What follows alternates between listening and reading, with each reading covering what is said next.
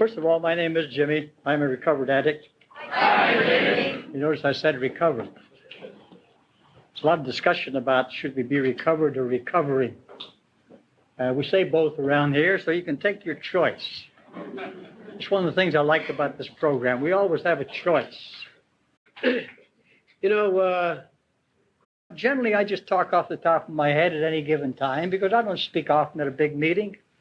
I speak mostly at small meetings or at the office or at my house. We have 3 or 4 people sitting around the table. That's the way I still like it. Because I think we can get a little bit more honest that way. You know? Like you, I'm inclined to talk ahead of myself when I'm up here. I'm inclined to talk about what I hope it will be like rather than what it really is like right now. Now, that's a natural thing because our particular way of living, I think, has always been that way. We've always been a step ahead of ourselves in what we hope for, what we would like to see, what we would like to be, what we would like to become. I don't think there's anything wrong with that. I think it's basic to our nature.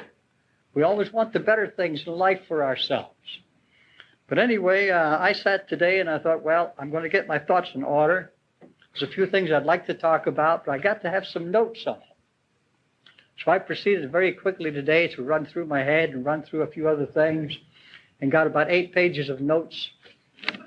Big lettering, about the size of this, you know. And then I left them home. So here I am. And all I'm going to be able to talk about is what I usually talk about, what it's like right now, where I'm at, what I think of the program, what I understand, some parts of the program, how I handle some of the things that come up in my life. And I'll probably be out in left field most of the time. And if you can follow me, fine. If you can't, well, that's just the way it is. Because I take things pretty much a day at a time, an hour at a time. And I'll have to start a long ways and perhaps give you some indication of the kind of person I am now, the kind of person I was in the beginning. Because I don't think that we change that much, any of us, in our inner life, our inner living. I think we do become what we've always been directed toward. I wasn't born in the United States. I was born a long, long way from here. I was born in Paisley, Scotland. And I grew up in a family that was pretty closely knit, very religious family. My father was on the stage. He was a headliner. He was a comedian. We had a lot of fun in our life. We had a lot of laughter, a lot of singing. I became a dancer when I was very, very young. And that sort of laid out a pattern for much of my life. Because every competition I was ever in, I won. Except one. And that one, I kicked off a shoe during one of my routines. And the judges disqualified me because I kicked off a shoe even though I continued in the competition. And there was a big uproar went up because of this. And the judges wouldn't change their mind.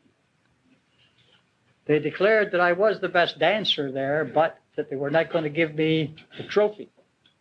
And that sort of laid out something in my life. I always had to be up front. I always had to be number one. And I think maybe today, in some ways, it's still that way. I don't think that's necessarily bad or wrong, but I think it's something that I have to be very careful of. Because like so many other people, my ego is pretty strong. I've got a lot of pride. I hate to be a loser because I felt that I was a failure for so many years. And I hate to lose at anything. And it's pretty difficult at times for me yet not to push my way in. But you see, I've always found out in my life I never had to push my way to the front. People always pushed me to the front. I never liked too much responsibility. As I say, I have to be very careful of my nature as I know it, not maybe as you see it or think you know me. See, I know me better than any one of you do. It means to me that at any given time, I have to be careful of Jimmy Kinney. See? Because I know the extent that I can go to even without thinking and pushing myself ahead in the ego area. It's very easy for me to do that. And I have to be very careful of it. That's one of the reasons that I don't exert control in my life. Rather, I discipline myself to do only certain things. I don't speak at many big meetings because it is inclined to build me up within my own self to something that I'm not. I'm pretty much a private person. I don't like to reveal myself too much to too many people. I have always been that way. I'm practically a loner at times. I'm not a recluse, as some people state, but I prefer sometimes myself and the things I am doing with perhaps one other person, my wife in particular, to getting out in the crowd. I prefer it that way. It's nothing to be proud of nor to be ashamed of. That's just the way I am. And I feel sometimes that I get pushed into a corner.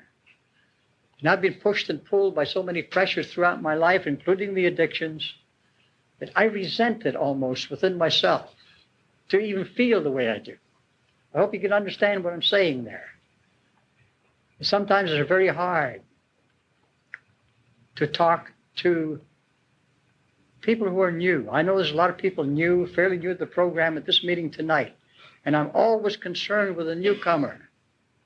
I'm inclined at times to get into myself, even when I'm speaking, and get lost in what I'm trying to tell myself. Because here we're not teachers, we're not preachers. We're here to learn, every one of us, the first time we come to a meeting. I remember when I made my first meeting, how afraid I was. I still case every place I walk into. I want to know where the nearest door is out and where the nearest window is. And I sit facing the door because I want to get out in a hurry if anything happens. I've always been that way. I don't turn my back to a door yet. I guess that's self-survival. I got in too many problems backing myself into a corner. So I try to leave that area open.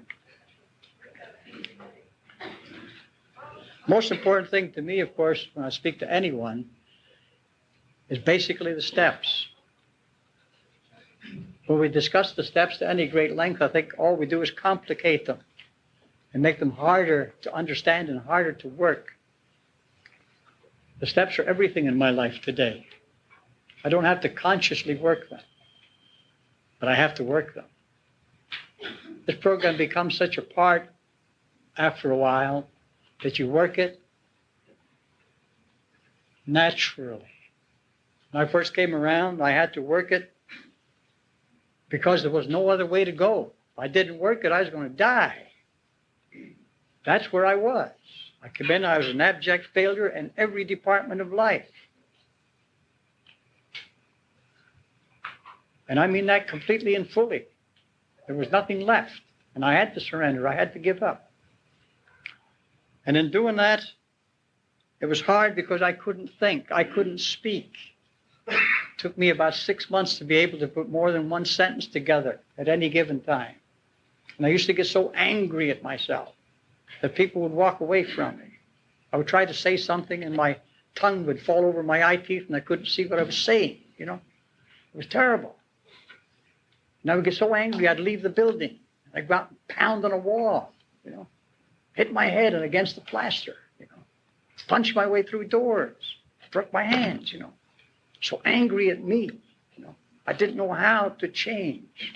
I didn't know how to have any affection for me as a person. I hated myself so much I'd look in the mirror and I'd spit in the mirror in the morning. This was even after I was clean and sober for a while. And I didn't know what to do. And I went along like this, but staying clean. And I got a cake after a year. And right up to 10 minutes before I got the cake, I wasn't sure whether I could accept it or not, because I didn't know whether I'd been clean all that time. I think I wasn't confused. I did not know. And I said to a guy I knew, I said, I don't think I can go up and get that cake. He said, why not? I said, because I don't think I've been on the program for a year. He said, where have you been every night? And sometimes during the day. I said, I've been at meetings 2-3 times a day. 14 meetings on a weekend from Friday night to Monday noon, you know. Up into the jails, up into the road camps, you know. And he said, well, would you come to a meeting if you'd been loaded? I said, hell no. He said, then you got a year in. That's the basis that I took my cake, because I wasn't sure, you know.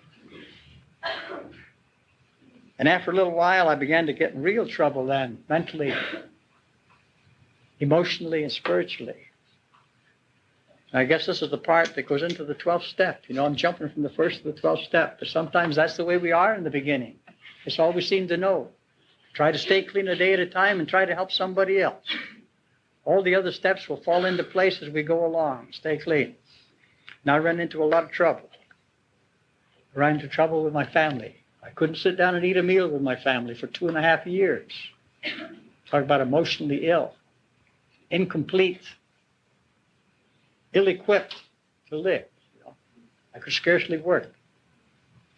But I kept going to meetings, kept talking to people, kept going on 12-step calls. And I got so bad one time I couldn't get out of my bedroom. 1.5 years on the program, couldn't leave my bedroom. And I couldn't talk. I sat there like a vegetable. I couldn't open my mouth. My wife at that time came in, she said, what's wrong? She said, you want a cup of coffee? You want a cigarette? I sat for 3 days like that on the side of the bed. Hit the bathroom to get rid of the coffee and back to bed, as far as I could go. I couldn't leave the house. I was terrified. I had more fear in me then than I ever had previously. I was afraid to leave the house. I had nothing to depend on. I hadn't found any kind of higher power that I could depend on. And I didn't want what the religionists had been trying to give me all my life. Because you see, when I was a kid, I never played hooky from school. I loved school because I could learn there. But I played hooky from church every chance I got. I couldn't stand all that stuff they were telling me because I didn't believe it, you know. And I would take off and I'd go up into the hills in Scotland. Up into the hills above town. In fact, I saw a little something just this morning on TV, a little flash. I guess it was this afternoon. One of those old Tammy shows where she was up in the hills looking down on the town. And it took me right back to those times when I was 7, 8 years old. And I'd go up there and I'd look down on the town. And I'd look over the old castle ruins. And I'd lay there in the heather, smell the heather. And I felt so good compared to what I felt when I was with people and down in town and helping my father with his acts and dancing. That was all fine, but it wasn't me. You know?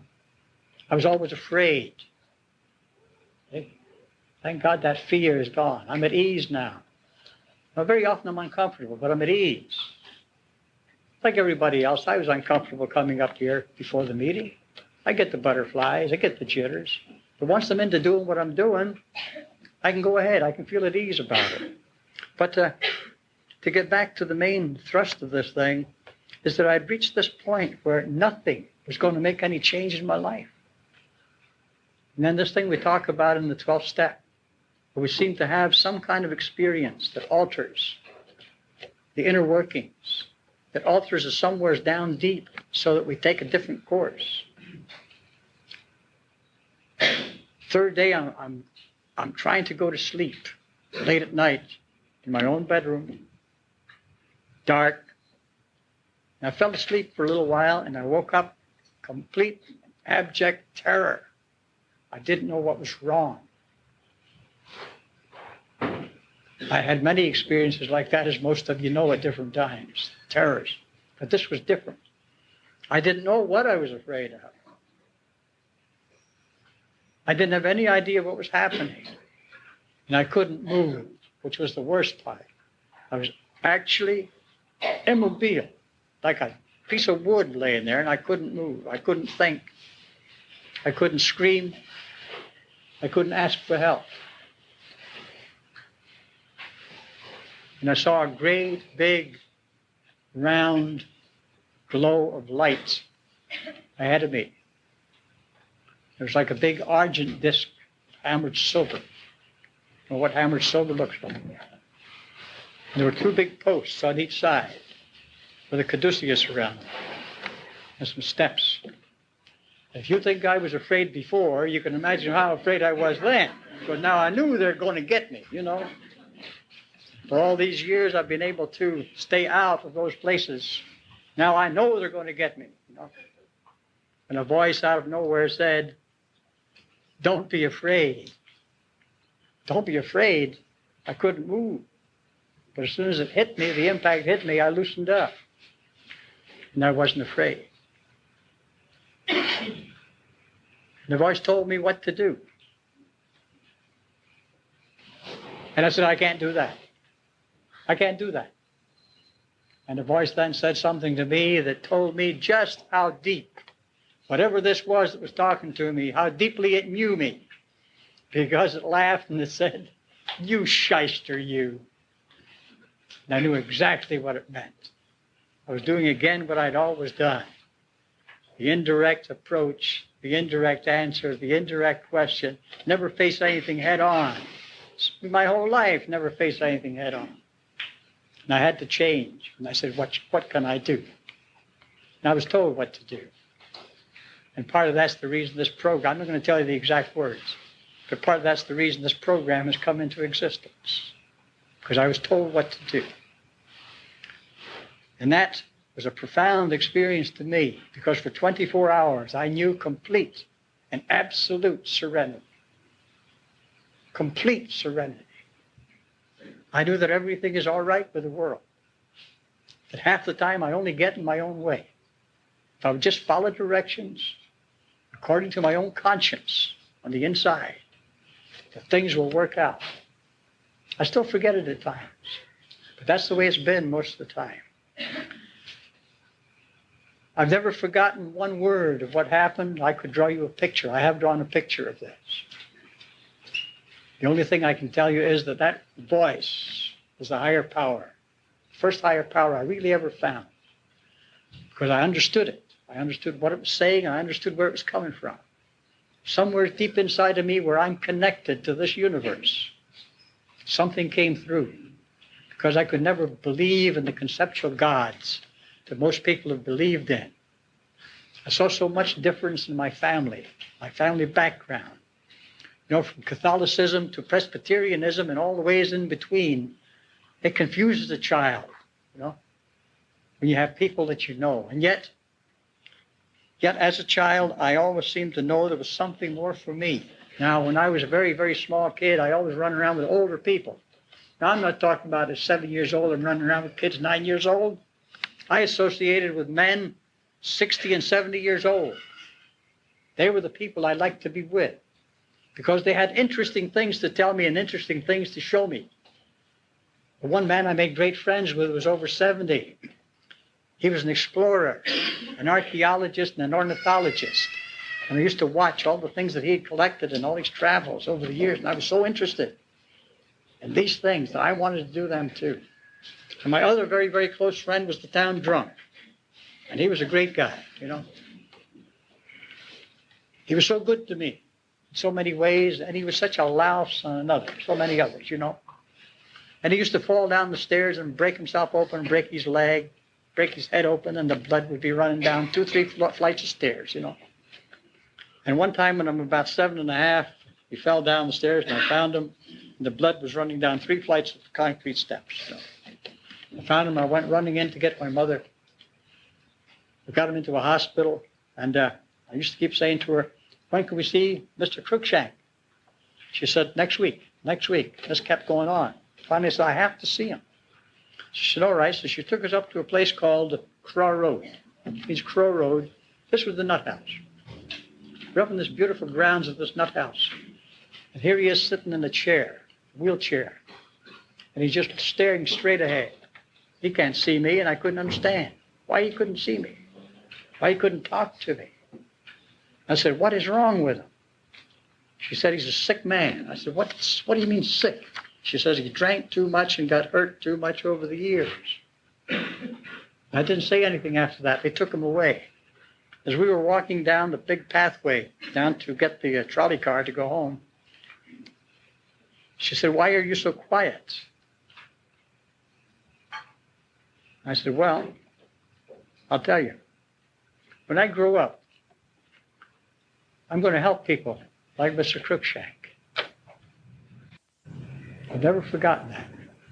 Because I wondered at that time what I meant. So you see, the course was laid out for me. I had to become an alcoholic and an addict to fulfill my destiny. I went to school. Went to a prep school in Pennsylvania to study for the ministry, thinking that is one of the ways I had to go. Well, I lasted there about 3 years. I couldn't make it. I stole all the wine I could get my hands on. We had 17 altars down one side, and 3 in the front. And half the time there was just barely enough wine left for the priest to say Mass, And of course, the job I had, I worked in the sacristy, naturally. So after they found out about that, then I went down the cellar and found out how to get in the wine cellars. Snake the stuff out from underneath, push the dirt back again so they couldn't see where it went. Then after that, I got a job as what we called, can't remember the name of it now, but it was taking care of the good father's rooms, cleaning up, getting their books, drinking their whiskey. Is what it was, really, Because I could go to 6 or 7 rooms in the morning, and I'd feel pretty good by first class time, Then I wouldn't have to go over the wall that night and go down to the village. And by the way, in that village, which is back in Pennsylvania, we've got 2 NA meetings going right now. One's called the Cornwall Heights meeting, and that's where I went to school.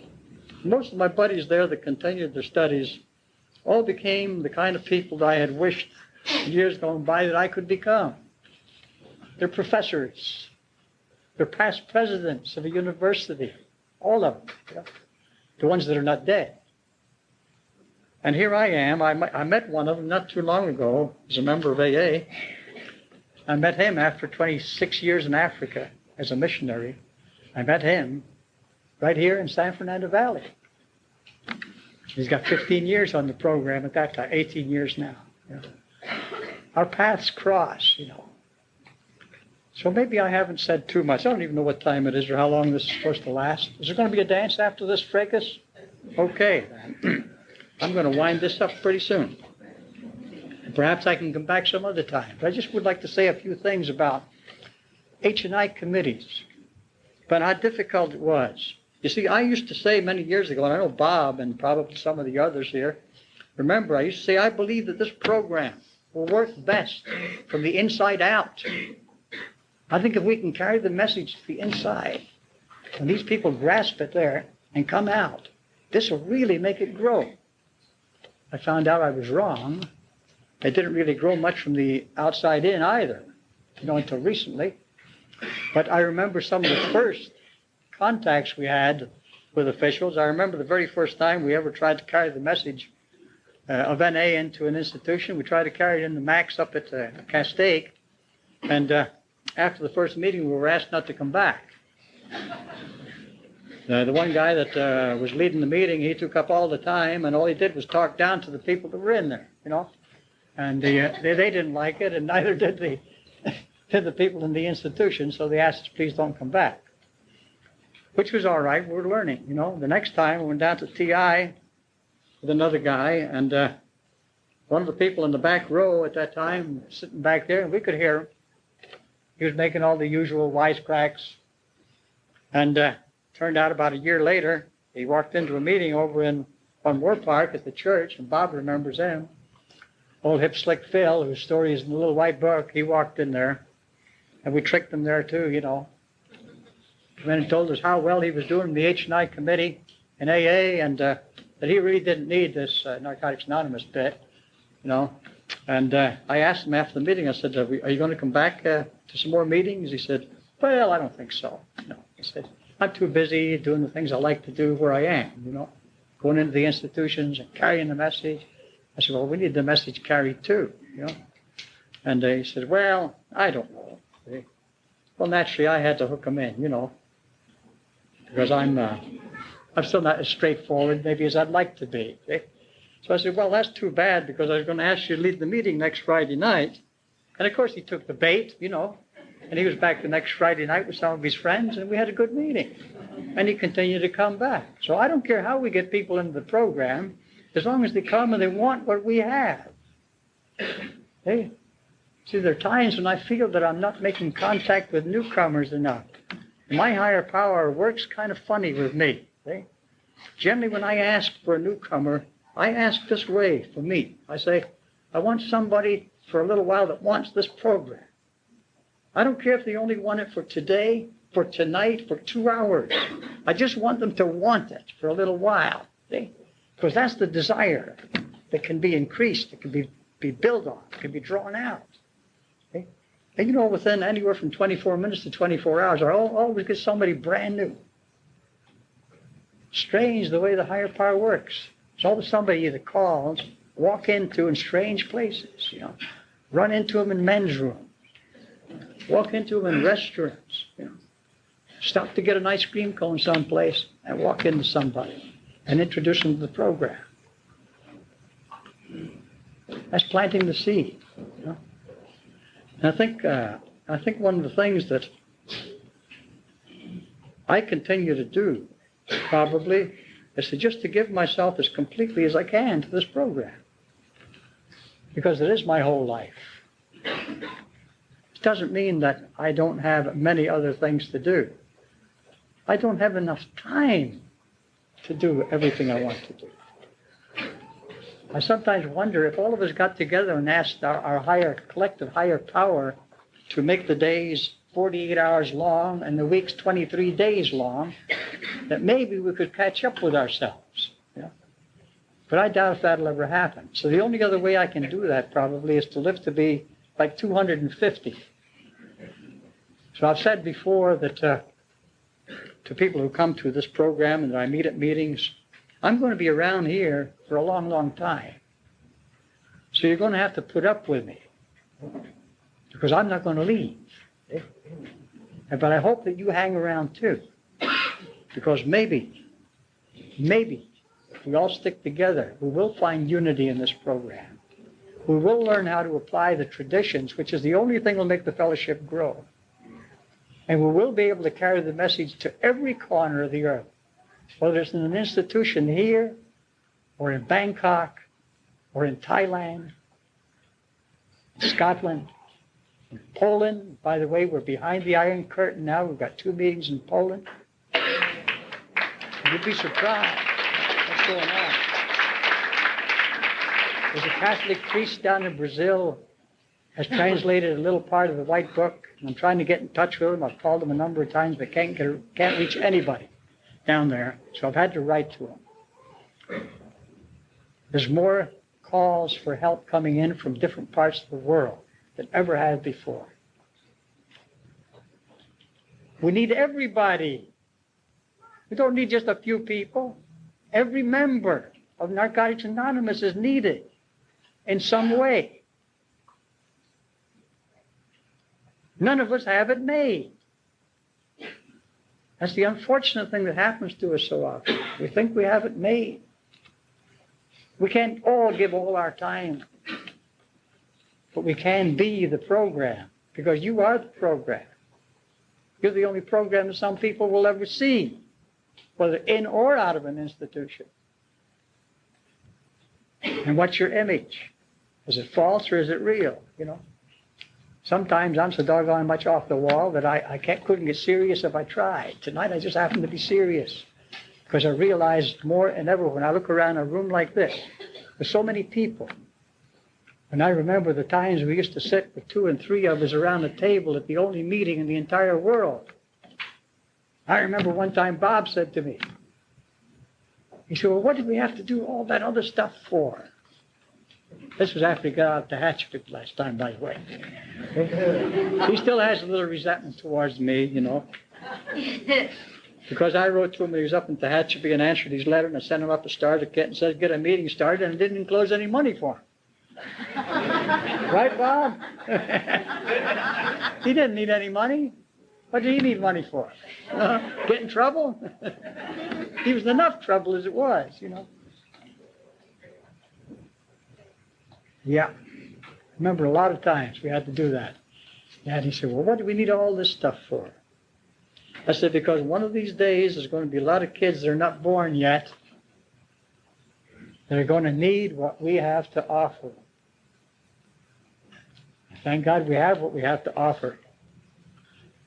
Not just new people, but the kids of the members who weren't even born at that time. We've got something to offer the world. I wish I could remember the thing I wrote this afternoon on that last page that I was going to wind up this talk with. I can maybe give it to you, not in the verse that it's written in, but maybe I can give it to you in essence. And I was thinking, you know, if there was ever an epitaph that I would like to see on my headstone, if I have a headstone, I'll probably be buried at sea, though. If there's ever an epitaph written, it might go something like this. All we did was sow some seeds and worked and wrought to make this work so that we and others might live in peace, in freedom, and in love.